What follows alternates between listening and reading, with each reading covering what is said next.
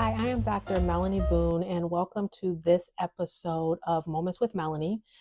In this episode, I really want to talk about a topic I've been observing, like out networking more than I have in many years. I'm in more businesses now as I work to build Blue Management Group, and I'm leading the sales initiatives and efforts here.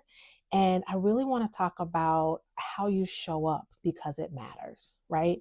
And so, how you show up matters was something that came to me when I was sitting in a training. We recently just facilitated a strategy session with one of our clients. The session was two-part. The first part was like the executive team, which included the ELT and the directors. And then the second part was with those members of the executive team, the directors, and then all of the department leaders. So we had about 20 people there across maybe 16, 17 departments. And I am very big like on watching body language, especially as I'm facilitating who's engaged, who's not engaged. You know, this was a really great opportunity because I'm seeing like the CEO all the way down to like managers of different departments and functions. But it just started me to thinking as like I, reflected on how it is so important in how you show up. And so, there's a lot of research around how you show up. And I just want to share a few things. When you talk about how you show up, that like you hear people say executive presence. And to me, how you show up, like executive presence is a big part of that. And so the actual definition of executive presence is a combination of personal and interpersonal skills that build trust, confidence, and the willingness to follow. How you show up in a room, your mood, your body language, the consistency and integrity can all shape how people feel, how they perform, and whether they trust you. And so one of the biggest observations that I've seen around this topic is like, if you really want to know how an employee feels or how someone feels about you, family member, personal, it doesn't matter. Like, look at the person when they don't think anyone is watching. Right. And so that's when I used to do this a lot, like going into restaurants and stuff. If you want to know if a restaurant has like a really happy, employees or whatever the case may be, like you really can tell based off of how they actually look when they don't think anyone's looking. It's a really interesting kind of way to think about it. But as a leader or as a person, even as a mother, right? Like my daughter and son can tell when I'm sick, they can tell if I'm not happy, they can tell like if I'm frustrated or angry. And how I show up can also affect those relationships with other people. And so I want to talk about a few pillars as you think about like, what does it mean to show up in a way that is engaging, in a way that is authentic. I went to a CEO roundtable today and I was telling someone yesterday that I was going to it and they wanted to give me some advice and they were like, oh, you should just show up and be yourself. Like, and for me, like that's the only way I know how to show up these days. Not in when I was younger, of course I showed up in different ways because I thought I had to be a certain way, talk a certain way, and all of these things to fit in some of the rooms, especially after reporting to CEOs when I was around 22, 23, which is pretty young, to have that type of experience. So I thought I had to dress in my suits and do this and do that and really kind of fit in with the men that were around the table with me, because a lot of times I was the only woman and maybe the only minority. But what I have learned, and before I get to the pillars, is one of the things that has been really impactful for me is to stop caring about what other people think, stop caring about what other people see. Don't show up to the room as like, I never show up as the Black woman sitting at the table, right? I might show up as the HR expert at the table or as the executive or the founder CEO. But I never like put that label on myself, because what I found is when you do put that label on yourself, you kind of put your own self into the box that you don't want other people to put you in. So part of like this notion of being mindful of how you show up is also being mindful of the mental barriers that you might create for yourself when you're showing up in certain dynamics and certain situations. But the pillar one that I wanted to talk about is your mood is contagious and it can change performance. And so we have all seen this. Like, if you walk into a room, some people walk into a room and the room just lights up. There are other people who walk in the room and maybe people in the room are like, oh, here she comes or here he comes, like, because they have this expectation that you're going to be a certain way because that's how you typically show up. So some of the research around this, really in a lab study, leaders were put in either a positive or a negative mood before leading small teams. The leaders in a positive mood were seen as more charismatic, and their teams had more positive emotions and better performance. I also see this. So, of course, I studied, if you've seen these videos, positive psychology throughout my dissertation studies. I do a lot on positive leadership, and it has been like proven through research and through data that leaders who carry positive traits like hope, efficacy or esteem, resilience, and optimism typically have higher performing teams. I wrote a whole book about it that was based off of my research study. And so when you show up in a positive light, then people are going to feel that. That becomes contagious, especially during times of crisis and uncertainty. Like, it is really easy for us to kind of revert into the fear, fight or flight. We have fear, we have anxiety, especially in uncertainty. And when you show up like that for your team, for your family, like, they feel it. And this is not to say that you can't be authentic about your feelings, right? Like, you can express that you're scared, you're worried, you're frustrated. But it is also in the what you do about it that really can help kind of change how people are perceiving you in terms of how you show up. The second pillar is around how presence and how you show up is like, can be considered a currency. So, excuse me, I'm getting over the flu, so pardon the clearing of my throat. But I am very new to Rhode Island, right? To the Rhode Island business community. I am very new to just the networking and getting out there. It's been 8 weeks now, probably 6 weeks since I started like actually getting out and networking.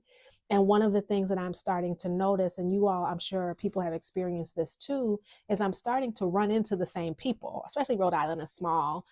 So you start to run into the same people. But what I'm seeing now is that people seem to like, it's created this, the way I show up has created like this trust. Like, it has created this establishment of myself as an expert. It is in how I speak confidently. It is in how I talk to people, how I talk about what we're doing, where I've actually been invited into things that, typically when I did Boom Management Group the first time, like, to get to the levels and the business people and the CEOs and the executives that I'm in the room with, like, it didn't even happen. I won't even sit here and say that like I worked my way up in the 5 to 6 years or whatever that I did it the first time. But what I'm seeing is like how I show up, the energy that I put out, the excitement that I have about what I'm doing, the excitement that I have about helping the business community, because that's very important to me, and helping, in terms of community development and mentoring and all of that kind of stuff, creates a currency for me. And I see it in others as well. Like, I was sitting next to someone and everyone came up today and they all hugged him and they all said like, he's the person to know. You're sitting next to a great person. And he gives, and you can see it, and you can see his energy, and his energy has turned into a currency that he can now like spend in a way that makes sense for him, but then he's also helping others. And so you think about how you show up can create that currency. We can call it goodwill, just within the environment, but it can help you to shape whatever you want your brand to be, right? Like I want my brand to be that I am a trusted partner, that I am very knowledgeable about the work that I do, but I also want my brand to be about, I'm passionate about businesses and building and strengthening businesses, and I'm passionate about giving back to the community. So those are ways in how I show up that I'm able to help create that currency. um, Pillar 3, this is around impression management versus authenticity. So if how you show up matters, am I performing, or may I like kind of show up as me? So this is an interesting one, because like what you see with me is what you get. I am this same way. Like I talk with my hands, as you all can see. I'm very expressive. I love what I do, so I get excited about it. I'm super nerdy, so I may take you down rabbit holes about Star Trek, or some quantitative analysis that I've done, or these nerdy assessments that we do that really are very highly indicative of and predictive of behaviors. So all of those types of things, right? That is authentically me. I don't, like I'll say in the past that I have, it's always hard to get into this, but anyway, in the past, I have not been me. Like there were times where I was like, I don't know who the hell I am. I don't know what my personality is. I don't know, because you get so lost in trying to be what you think other people want you to be. And so, showing up in an authentic way. Now, don't get me wrong, they don't see like the at home in pajamas Melonie, right? Or the on the sofa with my husband talking crap Melonie. There's some boundaries that you have to create in being your authentic self. But what they do get is just the genuineness of who I am. Then the real thing here to think about as you are navigating and you're out there is like, how do you build trust, accountability? How do you make memorable moments? This is another thing. I learned this actually with the First Boom Management Group. I was at a networking thing, and it was a session where they talked about like the best thing you can do as a business owner is create memorable moments where people may not remember your name, but they will remember your face, and they will remember whatever you did and the meaning to them. And that can create bonds, right?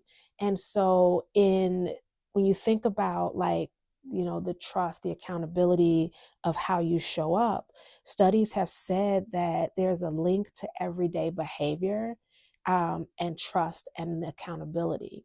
And so, when you're working on yourself, when you're thinking about like what that means, for example, I was at a thing and someone asked me about something, and of course I don't remember what it is, typical perimenopausal brain. But when they asked me about something, and I know what it was. I went to meet a business owner for, I thought it was a potential prospecting call or meeting. And as I was talking to him, like he really was doing all the things that he should be doing. He was working with different organizations to help him with business strategy and all these types of things. One of the problems he unsurfaced was like he has very high turnover, but given the industry that he's in, it kind of made sense. He gets a lot of transient employees. And, I closed it with like, this has been so great learning about your business. Like, don't hesitate to reach out to me if I could ever help with anything, or if you just need a sounding board. And he stopped and he said, "You're not going to sell me anything?" And I was like, no, like, I don't really have anything to sell. I was like, I could sell you like coaching or something, but I don't really think you have so many amazing resources around you, and you've been in business for a while, and you're not seeing a lot of the challenges that other people in similar industries are seeing because you've surrounded yourself with this community of like partners and supporters, that I don't really see that there's anything for Boone Management Group to sell you, but I'm happy to be a resource, as Melonie Boone. And like, he was really shocked because he was expecting, to kind of get that sales push or the pressure. And he said, he's met with consultants before, and, they always have an ask before they leave. And my only ask was like, let me be a resource to you if you need it. These are ways that I think about like how I showed up that day. in terms of how I listened to him, how I understood what he was doing, what his needs were, and how I realized that one of his needs is not services from Boone Management Group, and that's okay, was a really good way of building trust. And then also kind of holding myself accountable to one of our values, and one of our most important values is integrity, right? And so I don't want to sell a thing that somebody doesn't need. I don't want to show up in a way that is like inauthentic, or that is forced, or that is not me, because then in future times that we meet, if I don't show up that exact same way the next time, it can create some friction or some challenges in the relationship. And so, all of this is to say, you have to be intentional when you show up. You have to think about like who's going to be in the room where you're going. This is, again, personal and professional. You have to think about what memorable moment can you create? What's the impression that you want to leave with people? And then also know that the energy you put out is the energy that you're going to get back.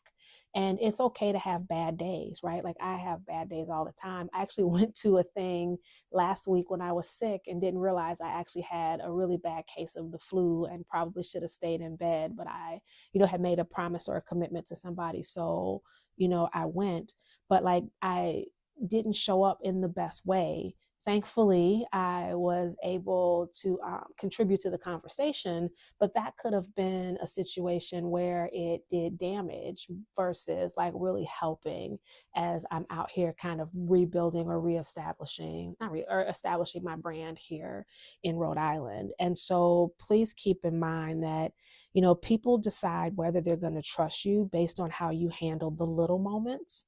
A hard conversation, a missed deadline, a mistake, a prospecting call that doesn't have to be a sale because the person, like there is actually nothing to sell the person. I would say that I garnered more goodwill in that interaction and engagement than if I would have tried to sell him something. Just keep in mind too, like when you, especially as a leader, a mom, a dad, when you're